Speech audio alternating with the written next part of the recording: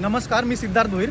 आज मुख्य उद्देश माझा एकच आहे व्हिडिओ बनवण्याचा, तो म्हणजे शिव नागोठणे रस्ता. कारण की आपण रोजच बघतोय की रिलायन्स कंपनीचा जेव्हापासून नवीन प्रकल्पाचं काम चालू झालं आहे तेव्हापासून आपल्याला शिव नागोठणे रस्त्यावर एकतर पाऊस नसेल तर धूळ, आणि पाऊस जर पडला तर रस्त्यावर पूर्ण चिखल झालेला असतो. त्यामुळे कितीतरी अपघात होत आहेत आणि याला सर्वस्वी जबाबदार ही रिलायन्स कंपनी आहे. आमच्या विभागातील कितीतरी तरुणी असतील, रोहा येथे MIDC कामाला जातात, पण ते जेव्हा तिथून नाईट करून सुटतात तेव्हा येताना त्यांना कोणती परिस्थिती रस्त्याची माहीत नसते की रस्त्यात किती चिखल आहे.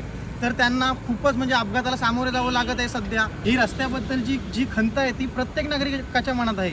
पण विभागातील जर युवक असतील तर ते रिलायन्समध्ये कोणी कॉन्ट्रॅक्ट बेसवर असेल तर कोणी रिलायन्समध्ये एम्प्लॉय म्हणून असेल, त्यामुळे त्यांच्यावर कुठेतरी दबाव नको म्हणून कोणीही आवाज उठवायला तयार नाही.